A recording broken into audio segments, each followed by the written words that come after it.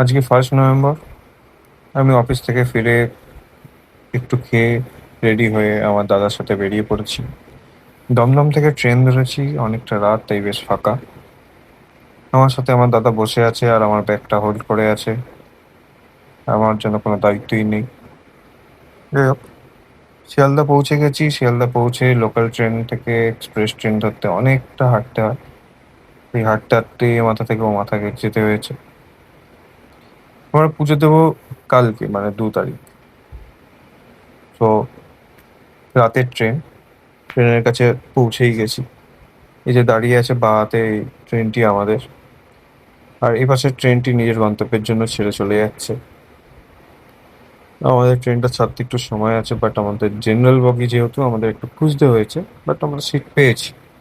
বেশ ভালোভাবেই বসতে পেরেছি। সবাই বেশ মিশুকে ছিল, আশেপাশের লোকজন খুব ভালো, পরিবার নিয়ে বসেছিল, বন্ধু বান্ধব ছিল। যাই হোক, অনেকটা জার্নি করার পরে আমরা পৌঁছে গেছি আমাদের জায়গায়, যেখানে আমাদের যাওয়ার কথা আর কি, তারাপীঠ। হোটেলে স্নান স্নান করে ফ্রেশ হয়ে অনেকটা বেলা হয়ে গেছে মন্দিরের কাছে পৌঁছাতে। এই বেশ ভিড় দেখতে পাচ্ছেন আপনারা। যাই হোক, অনেকটাই ভিড়। এতটা আশা করিনি। কোনো অসুবিধা নেই, সবাই মায়ের কাছেই এসছে দর্শন করবে। তো আমরাও একটু অপেক্ষা করবই। তো কিছু অপেক্ষার পর একটু ছোট্ট ঝগড়াও দেখতে পেলাম, রাগারাগি, এই লাইনে এই না ওই না। যাই হোক, আস্তে আস্তে লাইন শুরু হলো আর প্রত্যেকে নিজের পরিবারের সাথে বেশ সুন্দরভাবে সেজে গুজে এসছে। আর ছোট্ট ছোট্ট পায়ে 3 ভাই আমরা এগিয়ে যাচ্ছি এবং মায়ের কাছে।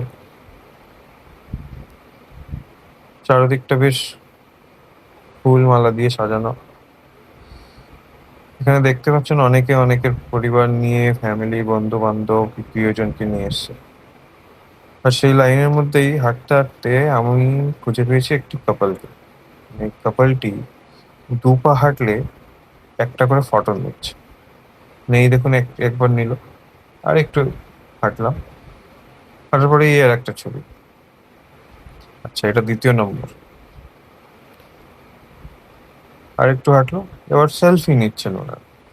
এবার ওনার জন্য কিছুটা তো দেরি হচ্ছিলই, তাও কিছু মানে বলতে ইচ্ছা করেনি, কারণ ওনারা বেশ হাসি খুশি আনন্দের সাথেই আজকে যাত্রাটা শুরু করেছে, তাই কাউকে বেকার বাজে কথা বলে তাদেরকে দুঃখ দিয়ে লাভ নেই।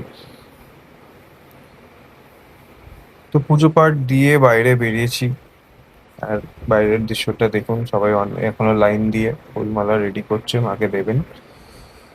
আর মন্দির থেকে বেরিয়েছি বলতে বের করে দিয়েছে, মানে ধাক্কা ধাক্কি দিয়ে, মানে বের করে দিল মাকে। দেওয়া মানে পুজো দিলাম না, জাস্ট ঢুকে বেরিয়ে এলাম, আমি বুঝতে পারলাম না। যাই হোক, চারপাশটা দেখুন, এখনো অনেকে লাইন দিয়ে আছে।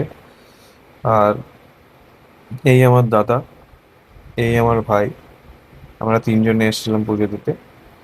আর আমার ভাই যেহেতু মায়ের দর্শন করতে পারেনি, ও আমায় বললো, তাই আমি আমার ফোনের ক্যামেরা দিয়ে একটু জুম করে মায়ের মুখটা পরিষ্কার করে তোলার চেষ্টা করেছি।